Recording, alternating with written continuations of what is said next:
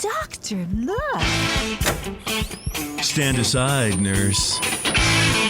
I'm Dr. Homebrew. Stand clear.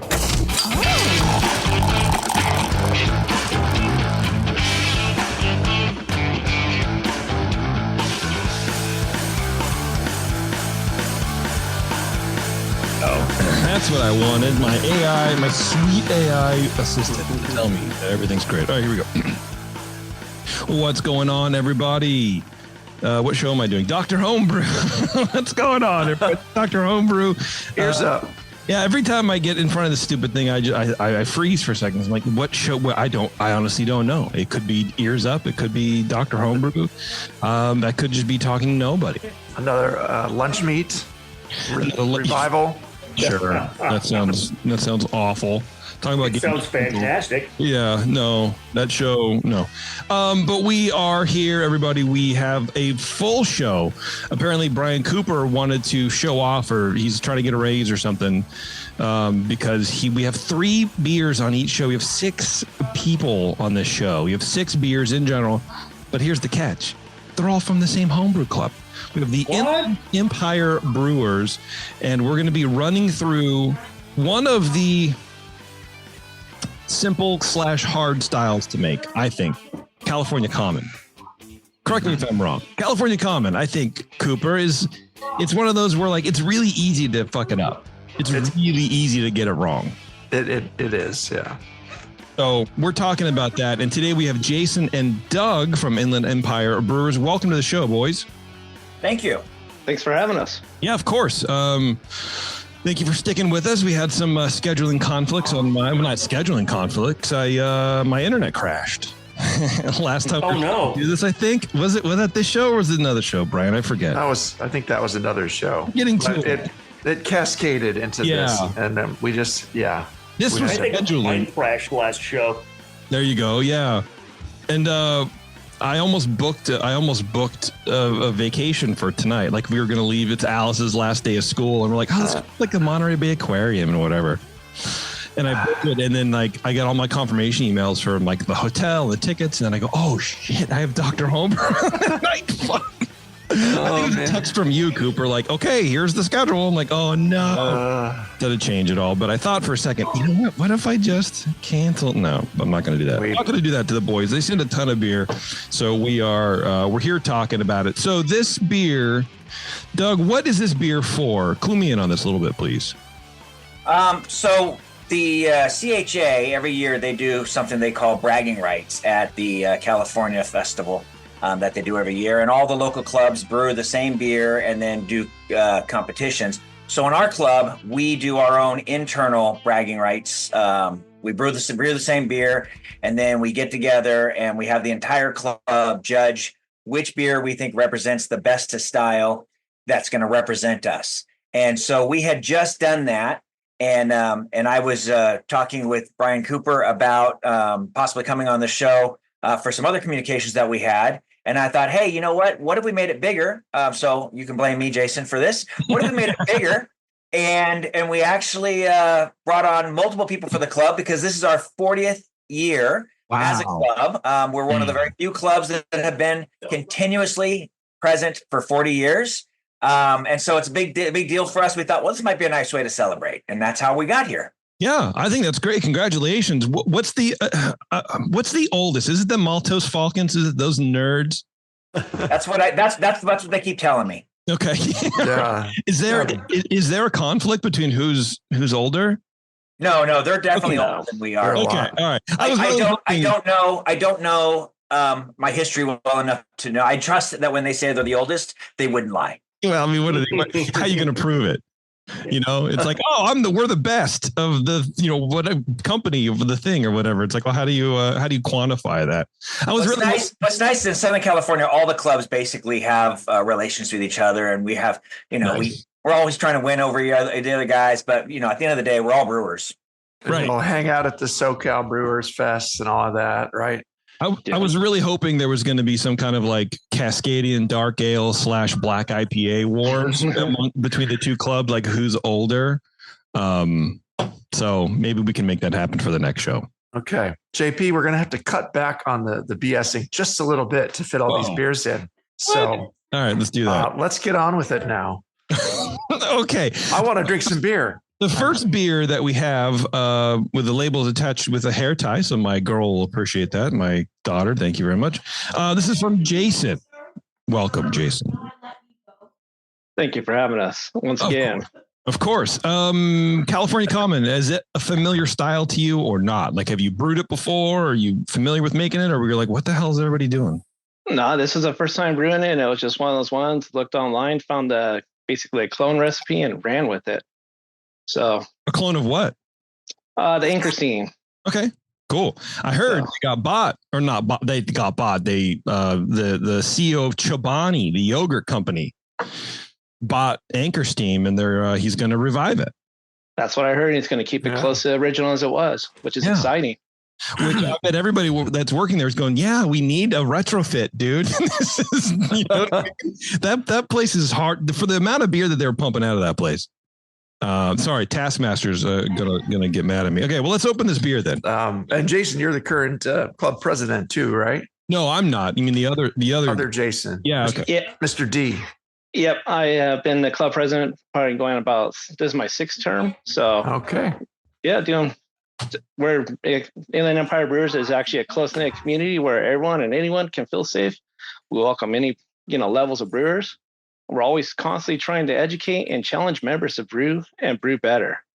Nice, but no women allowed, right? That's what I would be uncomfortable with that. Is that true? I'm just kidding. No, they are definitely allowed. As you can see, my wife's the one that actually packaged up my beers. That's why we got the hair clips on there. Nice. There you go. Yeah, I love the movement. I guess I would say in the late teens, early aughts was to the movement to get women brewers in, which is really important for diversity. And it's like the sort of joke was, what are all the men going to do? They're all scared. They're going to stand in the corner and look what is going on? Who is that person? Anyway, I'm flat. But it's not just a good idea from a diversity standpoint. It's a great idea at a time when home brewing is in a little bit of a declining period and club attendance is down. Like, why restrict yourself? Why not have more people, broaden the pool of folks who are going to come in and help keep your club alive? It's a great idea. Yeah, absolutely. No, exactly. All right. Shar, you haven't said anything except that whole thing. Why don't you start us off with Jason's beer, his California Common? All right. Well, there's nothing common about this, Jason. Let me get the dad jokes out of the way quick.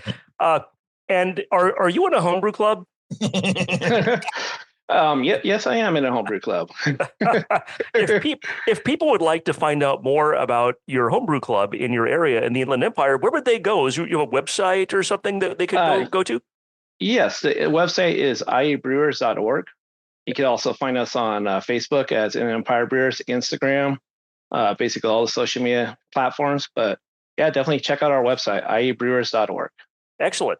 And there's a lot of people in the Inland Empire, so all of you folks down there listening, go check that out. So yeah, it's pretty cool to have a chance to do like 6 California Commons for 2 shows, and just kind of get some of the subtle differences between them. I think they're all really good. And I think that yours is also really good. Bottle inspection, it's a bottle, medium fill, low hiss on opening. Doesn't matter for scoring, but it's always good to get some feedback about your packaging. Aroma, low malt aroma of light toasty malt. No hop aroma, no esters, no off aromas. I did try to let this, I judged this one last night. I have a fresh one here in front of me. I did try to let it sit for a while before I started the judge, but as often happens with aroma, I think it's probably wasn't quite warm enough to get all the aroma I needed to. And this sample, it looks fantastic, but it's also one that I pulled out of the fridge probably about 15 minutes ago. So unfortunately, it's not helping me get more aroma. I gave you the benefit of the doubt with that 8 because, it's not your fault that I couldn't plan ahead and pull it out of the fridge an hour before I did. Appearance, medium amber in color. It's almost crystal clear, low persistent head.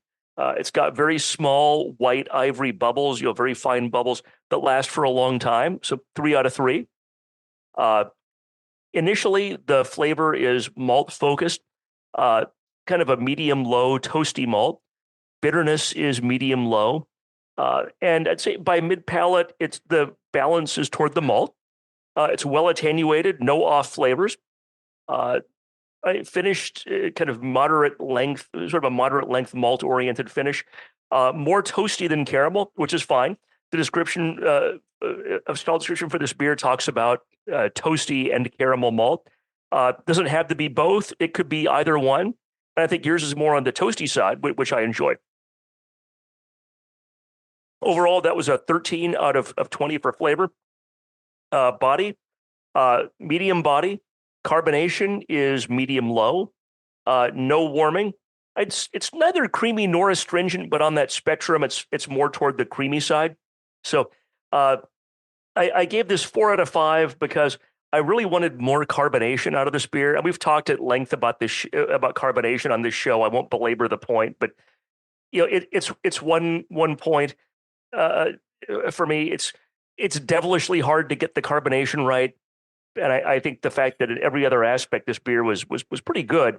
Everyone is kind of,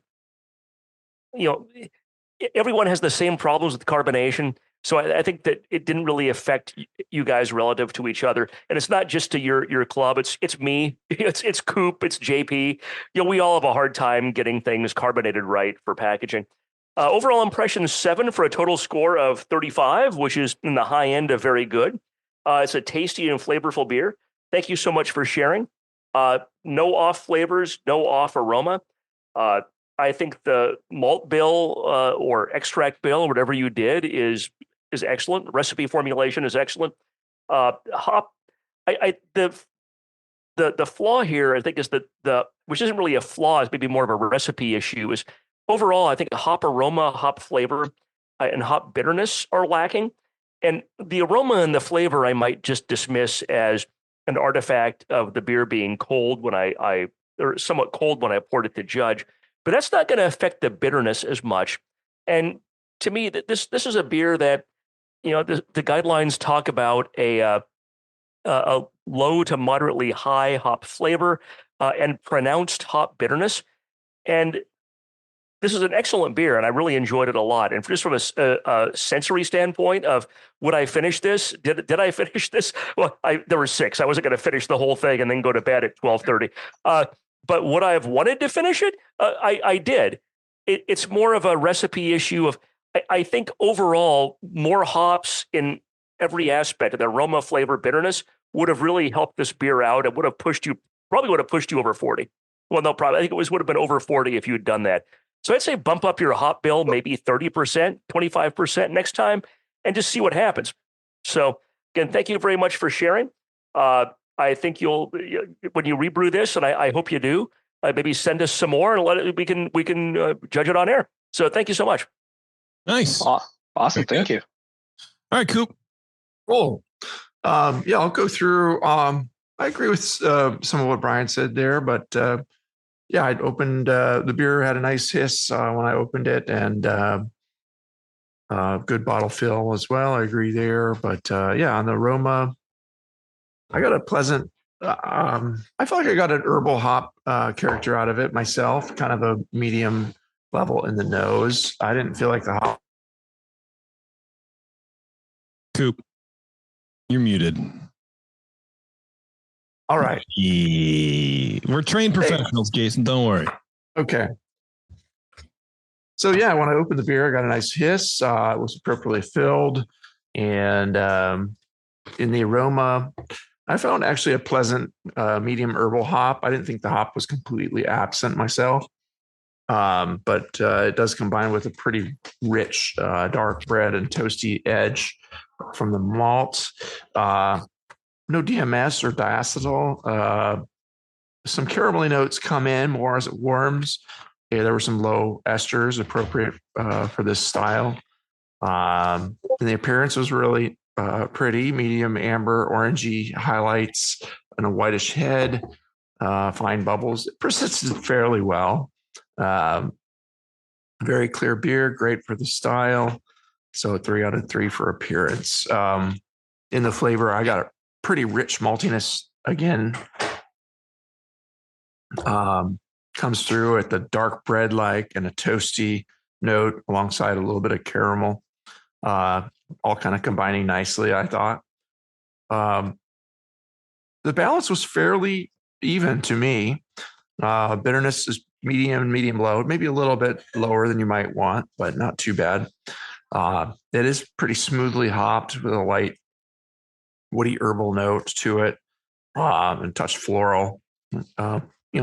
Reasonably low hops, but they're there to balance the malt that's there. So yeah, I guess it does lean a little bit towards the malt instead of being even. I'll take that little bit back, but clean low temp ale ferment is apparent. Rich malts and hops linger into the aftertaste. It finishes semi-dry. In the mouthfeel, the beer it's really smooth overall. That's one of the things I really liked about this one. Just has a clean drinkability, very little bite. The beer is medium bodied with medium carbonation, maybe a little touch lower than that. I could agree with Brian there. No warmth, creaminess, or astringency, but it's fairly real smooth and thirst quenching, nice to quaff. So overall, I found it to be a quite enjoyable take on the Cal Common style.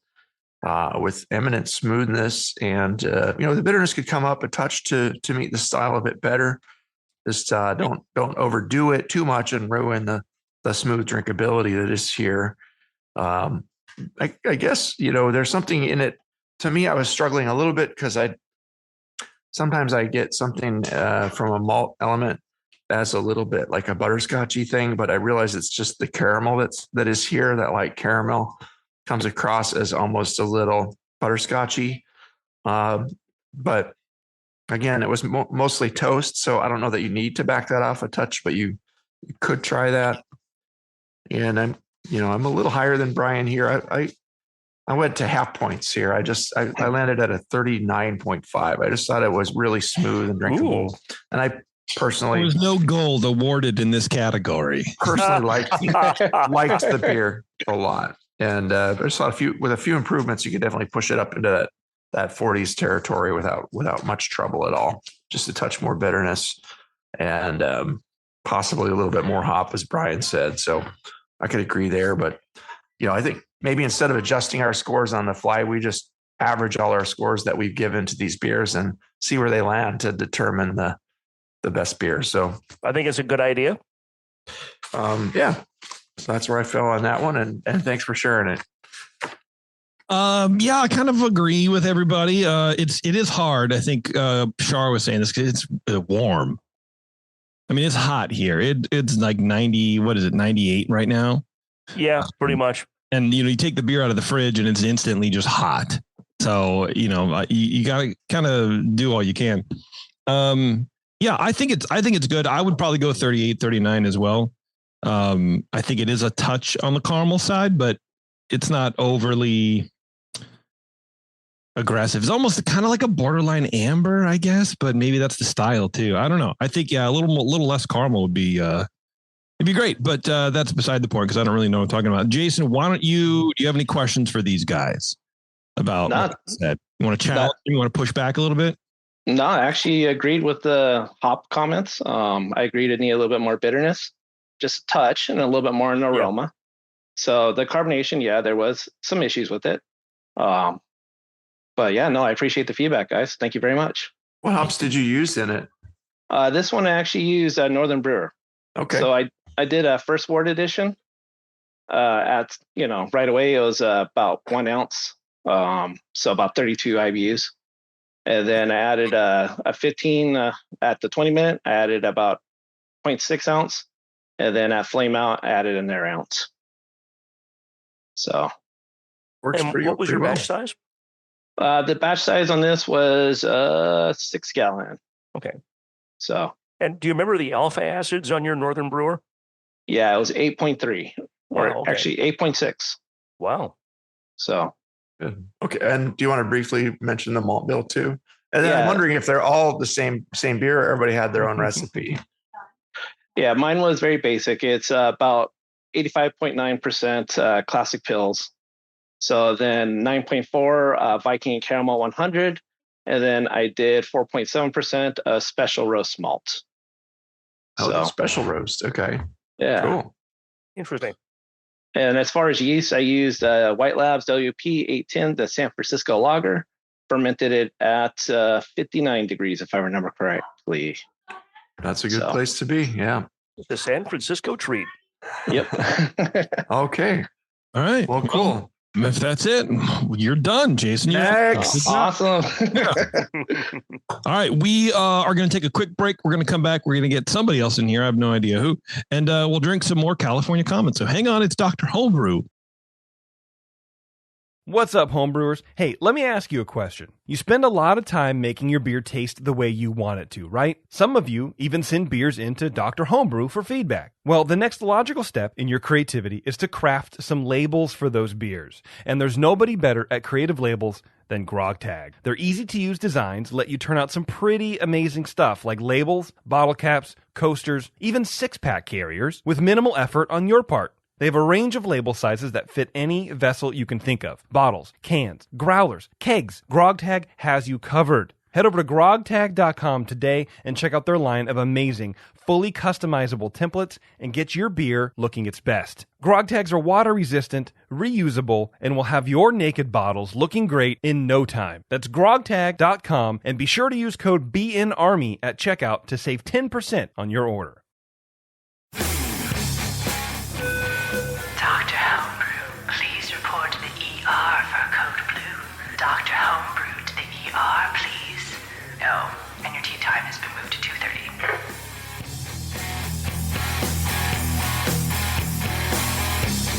All right. Welcome back, everybody. It's Dr. Homebrew, and we are back here with Robert, also from the Inland Empire Brewers. I mean, maybe I'm stepping on Brian Shar's question. Robert, welcome, dude. Yeah, thank you. Thank you for having me. And we got you a can. You canned your beer for us. Yeah, definitely. So I appreciate that. It's getting more and more common. Well, in California, because it's a style of beer. That's cool, man. Hey, man, I thought I had the dad joke monopoly on this show. Oh, look, man. You might. I have the stupid jokes. Do you can beer for everybody? Is that like your go-to thing, or do you just show off sometimes? No, I can pretty much everything. Competition-wise, even sending things out to competition, as long as it's not our own, basically. You know. Okay. Are you the only one that like cans? Everyone's like, oh, this is Robert's beer.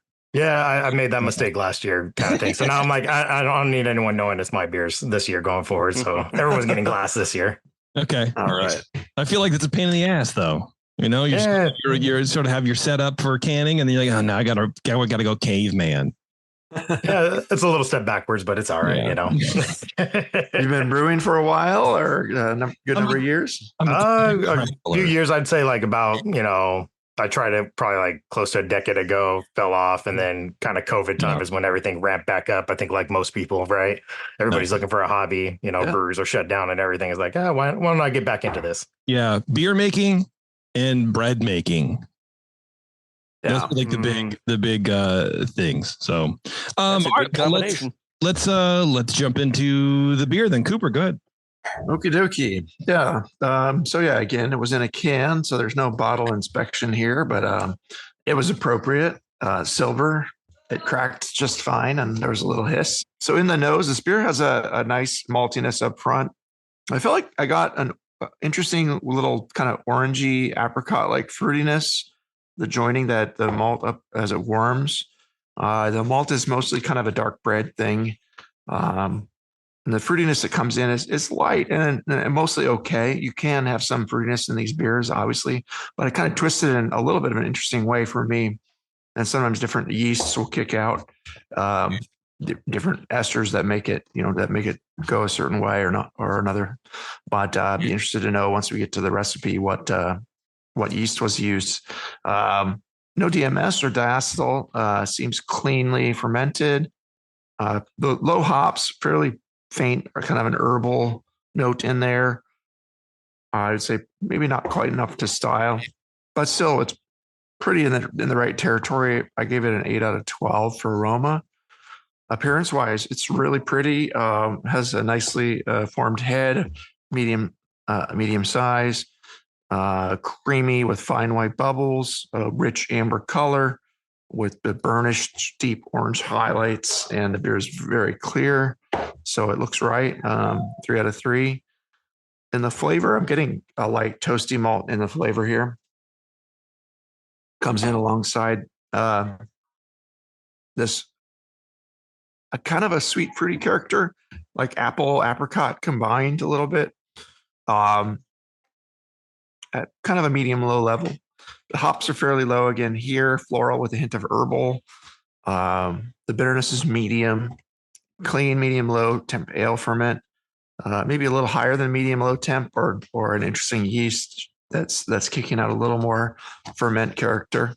But it is clean. I'm not getting any issues, no buttery or solventy and no alcohol is poking out in a weird way. And anything else, it's kind of in the right territory. I landed at a 12 out of 20 on the flavor for this one. Mouthfeel wise, it's medium bodied with a nice prickly, medium high carbonation. No warmth or astringency or really a creamy quality. But the beer is fairly satisfying and filling. It's not too light bodied. Overall, it's a nice drinking Cal Common. 3 out of 5 for mouthfeel. Nice drinking Cal Common with a lot going for it. The fruitiness just seems a touch high for me for the style, but it's really not throwing it too far out of whack. It's easy to drink and quite enjoyable as it is. But it plays more as like a straight ale rather than a hybrid to me. So either, I don't know where you fermented it. I can't guess or imagine to be there when you did it, but it was if you did it at a slightly higher temp, maybe reduce it a bit, and also pitch plenty of healthy yeast to keep it more to style. I'm not getting any sulfur. Sometimes a German yeast or something else besides the California lager yeast will kick up some sulfur, but it's not sulfury. It's just that fruitiness that's there. And but yeah, overall good use of ingredients, etc. The malt is really nice. 7 out of 10 overall, and I landed at a 33. It's in the very good territory, but a little work on it, you could definitely get it up into the higher 30s or above, and it's very enjoyable as it is. So yeah, thanks for sharing it. Very good.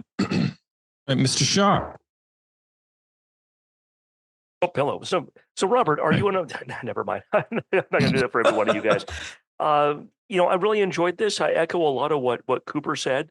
Bottle inspection, NA. It's not a bottle; it's a can. And I'll say, kind of at the outset, you managed to keep. I don't know when you canned this, but one of the problems with homebrew canning is oxidation, and there's no oxidation in this at all that I could perceive. That's true. I know, Cooper, did you get any? No, none at all. No. Yeah, and my understanding is you essentially have to fill the can and then put the lid on, and the lid gets kind of crimped down onto the can, which can give a big opportunity for oxygen to get in compared to a narrow neck on a bottle. But your process for packaging, that was great from the oxidation standpoint. Didn't get any at all. Aroma, as with the previous entrant, I judged this colder than I should. Having said that, the aroma overall was low. This doesn't have to be a leap out of your glass into your nose type of beer. It really isn't. But kind of a low aroma, low malt, kind of a toasty malt. Definitely got low woody hops. I'm assuming Northern Brewer, because it's the sort of the standard. But that they have that kind of woody, sometimes minty character. Yours wasn't minty, but woody is kind of the typical descriptor for Northern Brewer. No esters, no off aroma. It was very clean. Gave it 8 out of 12 overall for aroma. Appearance was a giant head, which you can still see some of the lace. Well, you can't because I have my Zoom blurry in the background. And from a podcast standpoint, I can't hold my glass up to show you. Cooper's showing the lacing on his. This was, I think, out of all the beers, this had the biggest head, the biggest lacing. And it doesn't have to have something that big, but I don't know. I always like to see something that you pour it. It's got a huge head. It kind of grabs onto the glass. To me, that just it promises something in the flavor that's gonna come. So I like to see that. medium amber color, crystal clear, 3 out of 3. Flavor, it's malt forward, low toasty. There's a woody hop flavor present at the start, which I really liked. Sometimes you sort of a malt oriented beer. This tends to be kind of a malt oriented beer with hops that pop up later on. The hops were present right in that first taste. It didn't take time, and I really liked that. Is medium bitterness rises to balance in mid palate. So I think this beer had great malt flavor, also had great hop flavor and great hop bitterness. It's well attenuated. It's balanced into a long finish. I give this 14 out of 20 for flavor. The only thing, and this kind of goes, I won't belabor the point on the overall impression. I would have liked a little bit more malt character. There's malt there. I would have liked a little more caramel or a little more toast or both. This comes across very clean in malt, which is good. I think Cooper was saying this could be like just more of an ale, more in the standpoint from a fermentation character. I kind of thought this maybe was almost in a spectrum between like an amber ale and a California common. This was maybe close to a boundary between those. Cooper's looking really confused, like, what the hell is Shar talking about? I thought it was maybe a little bit too, it didn't maybe have quite enough character from a malt standpoint. Again, that's why I gave it 14 out of 20. That's still a good score. Mouthfeel, 5 out of 5, slight warming, medium body, medium low carbonation. It's creamy, no astringency. Well done there. Overall impression, 7 for a total of 37. I think this beer is really good. And it's pretty close to the old Anchor Steam in hop character, I think. Again, the malt is there. It's flavorful. It's no off flavors, but a little more maybe specialty malt on the toastier caramel side would be welcome for me. But you do, to the extent you do have some caramel in here. It's present, just at a low level.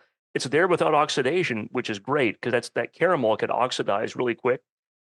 I used to live down near Long Beach. It's a place in like 1990. I would go and always get Anchor Steam at the bar, hanging out at the bar, and I always kind of thought it was supposed to be this caramel, cardboard, honey flavor. And then I came to San Francisco and realized, wait a second, this beer doesn't travel very well. That kind of heavy caramel, but you do manage to have a little bit of that caramel, a little bit more of that caramel malt with whatever you're doing to keep it from being oxidized would really, I think, move this even closer to the classic Anchor Steam.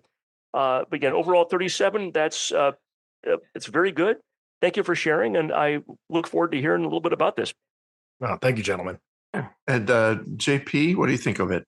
You know what? I taste dryer sheet. Dryer sheet.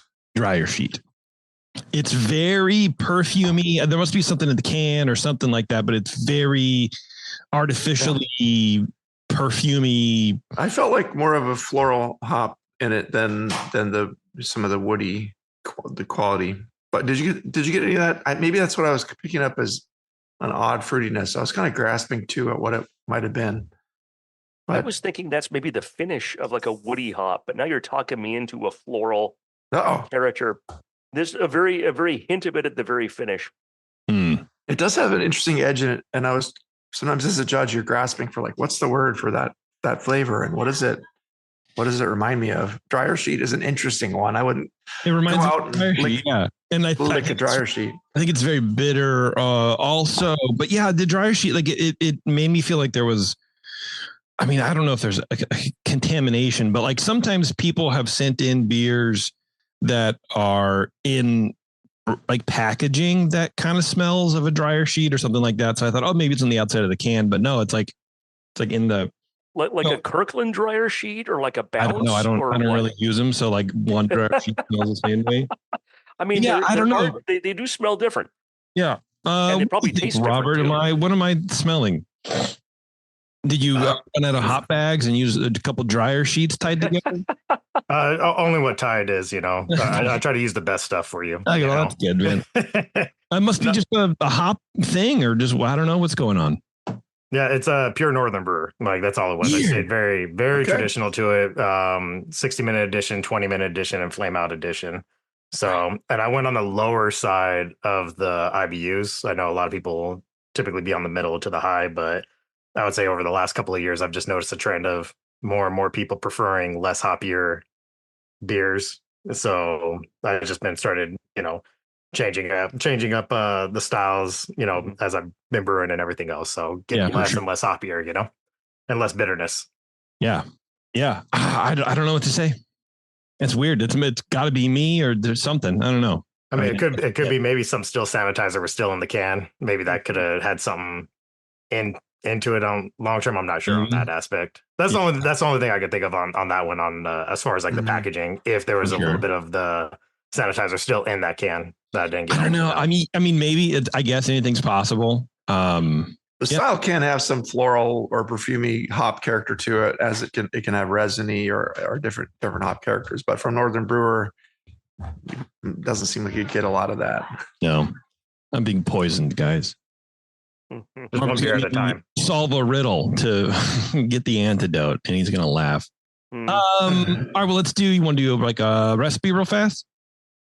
Yeah, definitely. I mean, this is just Maris Otter, just 92% Maris Otter, about 7% Crystal Malt 60, and just a little bit of Black Prince Malt, just to kind of push the color to where I wanted it to be. So we're talking like maybe 0.7%, like pretty much of the Black Prince. So nothing that I thought would push any sort of flavor boundaries or anything like that.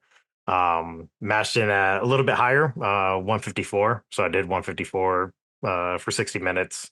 And did normal mash out, normal boil. The IBU was only 35. So, like I said, as far as fermentation, this was the California lager yeast, so it was White Labs 2112. So, but that was at a higher temperature. I did do it at 65, as opposed to like low 60s. I was trying to push like a little bit more of the fruitier aromas that yeast can't express, especially at the mid temperatures. So I was definitely pushing for that into it. And then, just fermented it for about 3 weeks, cold crashed it. But it is higher on the carbonation than I normally do. I did it at 2.9 volumes. So it's pretty impressive they kept that much in the can too. And it comes across like most people have the opposite problem, not enough carbonation. So yeah, I've learned with Ken, you got to go higher. You got to go like almost 2.2 volumes higher. Like, wow, okay. But Tap Cooler has a counterflow pressure for a can, and it does work. So you are able to even do pressure transfers even into a can. So I only do that for competitions or anything like that. So just to make sure that I get all the oxygen out of it. I've ruined plenty of hazies not doing that. Well, no loss. Yeah. No, we noticed. Yeah. No oxidation whatsoever. That was good. Great. Sounds good. Do you have any questions, Robert, for these guys? No. I mean, pretty much exactly what I figured from the beer itself. Honestly, like no real surprises. Maybe outside of the Tide dryer sheets. But, Man, I never got brand specific, so don't put words in it. No, I'm kidding. Yeah, it's weird. I don't know. Who cares what I think? You know what I mean? Okay, well, if that's it, we'll let you go. All right, awesome. Thank you, gentlemen. All right, brother. See you, dude. Thank you. Thanks. And we've only taken one break, right, Brian? So far, just one. Yeah. So let's take a second break. Yep.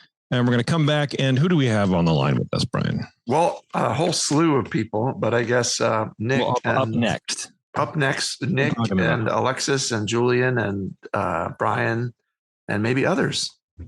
Cooper. Yes. Who's the next person on the group of three? Nick and company, let's just say. Okay, so Nick is coming on. And Alexis and Julian and Brian. They all brewed it together. It's a team. We're going to take a break. We're going to come right back, and I'm going to put my head through the drywall, and I'm going to do this show just like this. Hello, fellow BNers. This is Sully from the 21st Amendment Brewery located in San Francisco, just 2 blocks from Giants Park. Before Nico and I opened the 21A and before I was a professional brewer, I homebrewed on my small 4-burner apartment stove in a back house in Santa Monica, California, making my extract brews before graduating to the daunting idea of all-grain brewing. Homebrew books and information was hard to come by back then. The internet hadn't been invented yet, along with other things we take for granted today, like electricity and potable water. One thing I wish I had back then when I was learning was a radio show that could teach me the ins and outs of brewing and answer questions that I had about homebrewing, a resource for making great craft beer. The 21st Amendment Brewery is excited to be a proud sponsor of Dr. Homebrew, a great show that teaches you what you need to know about making incredible beer. Good stuff. Listen up, you might learn something. I certainly did. And thanks for your support. Tasty Crack Games. The leader in affordable, high-quality kegerators is here. Introducing Komos, the kegerator designed with serious beer drinkers in mind. It features an all-stainless steel draft tower, a major upgrade over traditional chrome-plated brass towers, and Komos keeps your new tower cold with their air-cooled tower fan, wrapping your beer lines in frigid coolness. Your beer is poured from innovative forward-sealing faucets that don't leak, so they stay cleaner for longer. Dual gas inlets on the rear of the fridge allow you to run both CO2 and nitrogen gas. Serve your beer with CO2, serve your kegged wine or even cocktails with nitrogen. The digital temperature display has the largest range available, allowing you to use the Komos kegerator for fermentation if you need to. And now Komos kegerators ship with duo-tight draft fittings for that click-to-connect assembly we've all dreamed of. Buy direct from KomosDraft.com and receive free shipping on your order. That's KOMOS Draft.com.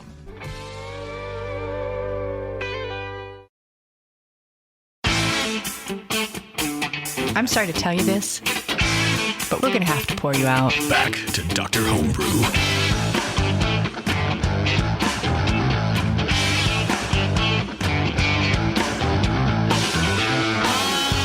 All right, everyone. Thanks for hanging on. We are on our last beer of the California Common Marathon, but not the last show, if that makes any sort of sense.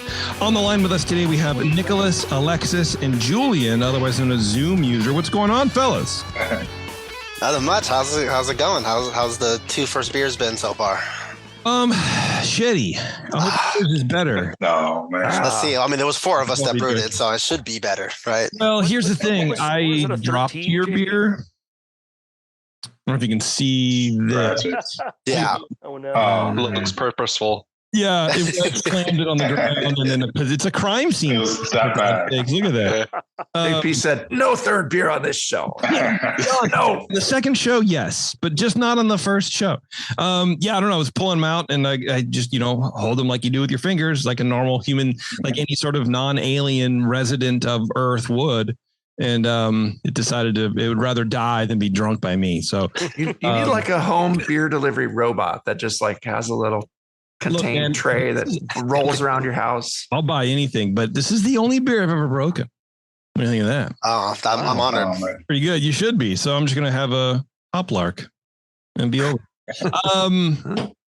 Okay. So what's the story? You guys all three brewed this beer at the same time or with each other, right? You went to someone's house and did it or whatever, right? Yeah. Actually, four of us, but yes. There's four of you. Who's the fourth? Can't make it tonight. He's working. Yeah. Sir, not appearing in this picture. All right. And his name was Brian, so that'd be more confusing. Yeah. We'd have three Brians on. Can't do that. It looks way too much like Scott Moskowitz, and I'm trying to not dislike him instantly. All I see is Scott. I'm going, oh fuck, dude. I'm going to hang up and leave. But that's not true. Okay, well, let's start the thing then. All right, Shar, why don't you rip us off a nice line, crack us up a nice line of questioning for these boys. Yes, thank you very much for sharing this beer, Nick and friends. That's what I have on my score sheet, Nick Williams and friends, because that was on the labels. It's funny. My daughter was here last night, and I was judging some of these beers, and she's like, "Why are what do people have these Ziploc bags wrapped around their labels?" And it was condensation and ink and all that, but it's just kind of funny. So she had her tonsils out this morning. So if you're listening, which you're probably not because you're 16 and don't care, but hope you're feeling better. So there's a bottle, so I could inspect the bottle. It was a bottle. There was a low hiss, which is always a good sign when you're opening up the bottle for Dr. Homebrew to know there's some carbonation in there.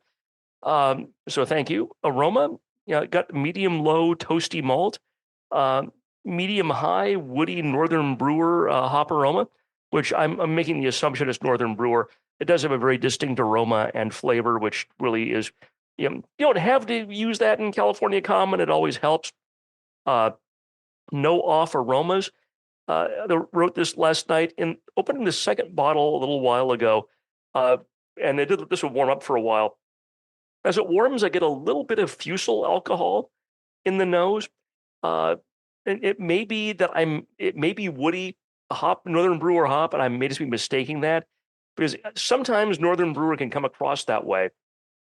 That's why I say, but it's a hint of fusel. 7 out of 12 for aroma. Appearance 3 out of 3. It's crystal clear. Man, I can actually see. I know I'm blocking the camera for the 3 YouTube viewers who might have someday. I can see all of you in the Zoom screen right through this sample, which it looked really clear. I could see the concrete of my floor through the beer when I dropped it. So that's pretty impressive. That's maybe like a half a millimeter, a tenth of a millimeter or something. This is like a solid, 6, 7, 8 millimeters of beer. That's pretty crystal clear. So pretty much a hazy IPA would be clear if you cracked that in the floor of your garage and poured it all over. Maybe try that with a hazy IPA next time, JP. But it's light copper in color. There's a low persistent head with tiny white and ivory bubbles. So 3 out of 3 for mouthfeel. Flavor. Initially, the flavor is balanced to malt. The impression that I have is that it's almost roast malt, which this is a beer where you can, toasty is fine, caramel's fine. There's caramel, there's sort of a medium character quality to this malt as well. And I don't know if there maybe was some roast malt in this malt bill, we'll find out later, or if maybe the interplay of caramel and toasty kind of came across maybe right on that border of roast malt to me, but it came across almost roasty. High woody hop flavor, which I like. At mid palate, there's a medium high bitterness that comes up the balance. Well attenuated. Finish is long and balanced to malt. Again, as it warms up, I get just a little bit of what may be fusel character in the finish. And it's difficult to tell, again, if that's kind of right on that edge of Northern Brewer or if it's actually fusel. That's why that didn't really affect my score. It's just more of an observation as it warmed up. 13 out of 20 for flavor. Mouthfeel 5 out of 5. Medium body, medium low carbonation. No warming. I'd say it's more creamy than astringent, but it's not really either one of those. But on that spectrum, it's closer to creamy. Overall impression 7 for a total of 35. I like this beer. Thank you for sharing. There's maybe a little fusel. I'll be curious what Cooper thinks about that. And about your fermentation temperature. That can also be an issue that can come up. Even if it's not a high temperature excursion for some lager yeast, sometimes a higher fermentation temp, which might even be like 80, which isn't going to necessarily give you fusels in an ale. That might give you a little fusel character. I don't know. From a recipe standpoint, I'd maybe back off a little bit on the toasted malt because, like I said, I get kind of a roast malt almost too far to that end of the spectrum from the malt. And the hop, you've got just perfect amount of hops, I think, in aroma, in flavor, in bitterness. Overall score again 35. That's very good. I like it. I'm going to work on finishing my sample here while Coop gives you his evaluation. So thank you very much. All right, Coop. All right. Cool. Take a break from your archaeological dig site, and Minecraft dig. That would be nice. Yeah. The beer had a nice hiss upon opening and appropriate fill and all of that. This beer is very malty. It's got a high, richly toasty malt up front with some biscuit, and I don't know if I'd go as far as roast, but I can get what you're hinting at there. Is there something richer than just like roast adjacent, maybe, if that makes any sense. Right. Like very, very, very lightly burnt toast, but not burnt. The beer has a medium high woody, herbal, and minty hop there, which I really liked the hop character. A very clean, low temp ale / lager character, that hybrid thing. Kind of nailed that. That's good. No DMS or diacetyl, no acetaldehyde. all of these beers so far is very, very, very clean, and I'm not getting any solvent or any rough alcohol coming out of this myself. I think it is just the woody hop, light caramel only, and that's okay. But with everything else that's going on here, it's plenty complex. Supports the hops well. The malt is kind of the winner. Yeah, and they can play towards that side of things. Appearance wise, yeah, it's perfectly clear. I agree with that.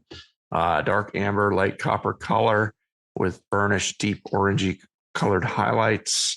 Off-white eggshell colored head of fine bubbles, sticks around pretty nicely.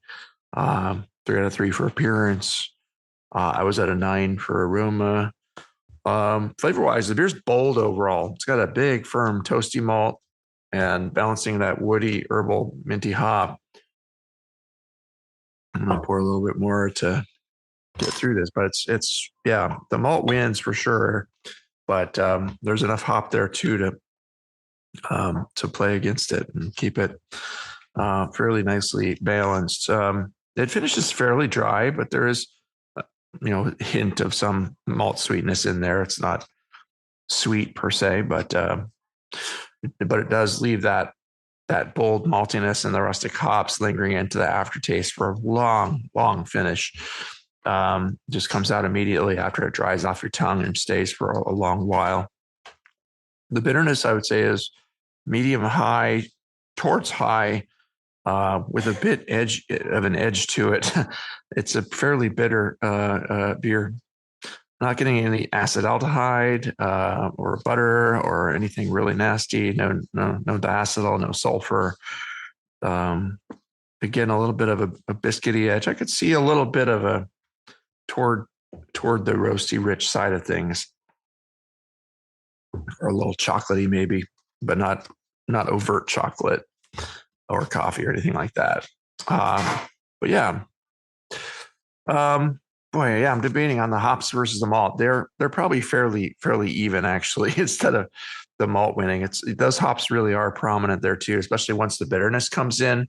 In the aroma, you might think, oh, okay, this is more malty, but then the bitterness element brings it up to even, I think. And I'm getting what I think is probably a bit of a minerally quality to this beer too. I don't know how you treated your water, but there's something that's accenting that bitterness and making it just a little edgier, which is preventing it from being maybe as smooth as it could be. And again, in the mouthfeel, has a bit of an edge to the beer. It's not astringency, but it could seem to play as such. But it's just big overall. Body-wise, I'd say it's like medium towards medium full and substantial, pretty filling. It's not creamy. It's not warming at all. It's not an alcohol bigness. It's just a fairly full-bodied for this style. This is a very bold Kilcommon. A lot of great flavors in here. It really hits a great number of the expectations for this style. But I would definitely back off the bitterness a bit and let the hop and malt flavors shine, and maybe it would help smooth it out as well. Possibly also backing off any mineral additions that might be accenting that hop edge. But yeah, it doesn't need to be so attenuated dry to make its point. A hint of sweetness would maybe be welcome in this beer too. But it's still a very steam-like and rustic. The woody hop comes through nicely. I really like that as such. And so yeah, I guess I had a 13.5 for flavor, 3 for mouthfeel, and 7 for overall impression, bringing me to a 35.5 if my math is correct. So I'm real close to Brian on that one.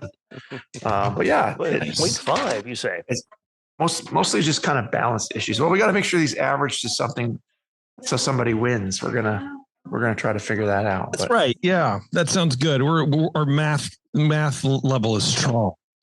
We're famous for math skills. JP, What did it smell like when it was sitting on your floor? A little oxidation. I got a little cardboard. I moved the paper bags and sniffed the ground. It got some glass up my nose. Any rodent or insect coming off that? Or No. Just okay. Straight. No mouse taint. Baller, dude. Yeah. Mouse taint. Yeah. Okay. Yeah, I was really disappointed, but and like I felt it slip from my fingers and it dropped, and I closed my eyes and waited for the impact. I'm like, I just can't do anything about it. It's just one of those live in the moment kind of things, and then it just goes. I'm like, fuck. That was it. On my foot. It was cool. So yeah, whatever. I don't have anything to say about it. Fucking 50 points, man. Loved it. Hey, I'll take it. Yeah, I mean, Schrodinger's beer. It's like, did it taste bad? We don't know if you didn't taste it, kind of thing. Must be. Let's assume that it's good. Do you guys have questions for the Bryans about your beers? No, I mean, very, very thorough report. This is actually, other than the people within our own club, this is the first time we've actually had our beer judged before. So it's cool. It's a cool situation to actually have, jumping onto a podcast and have somebody judge it for the first time on the podcast. And so this is a great opportunity for us. Yeah. Yes, it is. I agree. I'm kidding. Well, look, I appreciate you guys sending in the beers. The show wouldn't happen if you guys weren't willing to do that. So I think that's cool for you.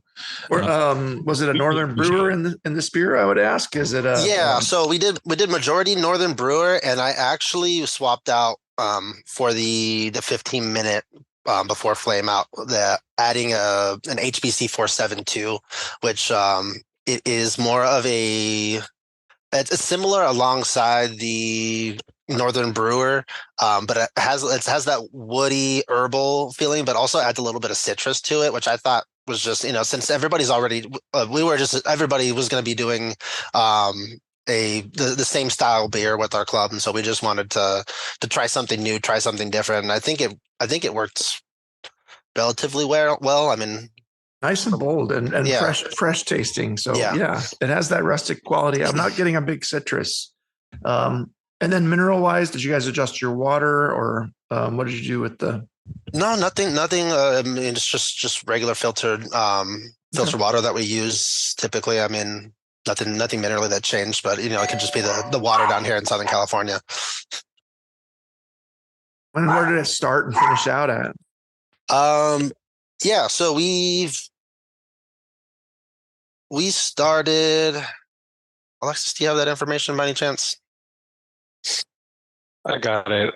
I got starting gravity at 1.055, and then we ended at 1.014. Yeah, we fermented, I think it was around 62, 63. So it was sitting in that. We used this not experimental, but relatively new yeast called Charlie's Fist Bump. Just looked into it, just wanted to try it. I mean, we were looking for yeast that match up with California lager or San Francisco style lagers yeast, and so this one's something that kind of matched up, that can do both ale and lager, and so we wanted to just try it out, see how it worked. I mean, like I said, we wanted to mix it up compared to have the steam beer, that recipe that's been here for generations, and kind of just make a little tweaks to it. I've never heard of that one. Yeah, that's a cool, I saw cool thing to try. I was at More Beer the other day and I saw it and I thought it was like a misprint or something. I was like, this is the dumbest name. Yeah, when I walked in, I was like, who's fist bumping Charlie? What's going on here? Who's this Charlie guy? They were questioning me. I know. I kind of was just thinking that as you're talking, I'm going like, yeah, like with the new sort of generation of homebrewers, like who gives a shit who Charlie Papazian is? Like who? Yeah. I mean, it's fine. Don't get me wrong. Like he's a nice guy and we did a lot for homebrewing, but like, it's just weird to market a product with this man's name on it who hasn't been like around in like 5 years or whatever. I don't know. Like 10 years ago was the sweet spot for selling that stuff. But I think clearly it wasn't Fusel, because if it's a White Labs yeast and it's Charlie's yeast, I took a quick look at the webpage. It's not, that yeast is not going to throw Fusel, especially at the temperature you fermented in like the low 60s. So clearly what I was thinking, and again, it didn't affect my score because it's something that came up later on when it warmed up. And I couldn't, it was right on that edge of that woodiness.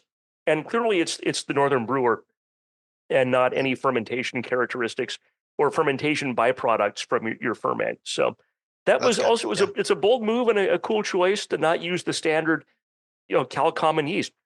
But definitely a quirky and fun beer, and starting out on the high end of gravity for the style at 1055. It's bold and it's big and it's robust. It's really a fun beer. And so far, all of these beers have been, at least to me, in the very good or higher territory. Yeah. So we're not picking out any real serious major flaws in any of these. So you guys are all doing well down there, and you got a great club. So.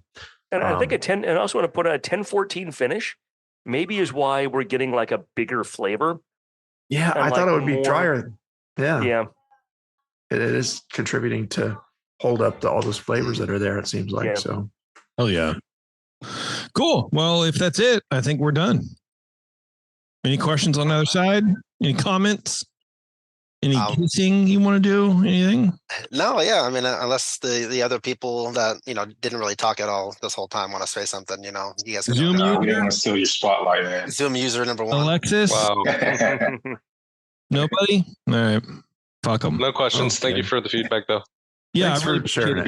Guys. In all sincerity, sending in the beer, that's very cool. I'm glad you got out of it. And if you want to send anything else, please feel free. You have Brian's email. If you guys listening live or listening at all want to send in beer and be like these brave souls, you can email brian@thebrewingnetwork.com, and he'll get you on the docket, and we will get you beers in, and I will try not to drop them. I'll probably carry one at a time now. In my advanced age, I apparently can't function properly anymore. So Sully will come over and change me. It'll be great. Yeah.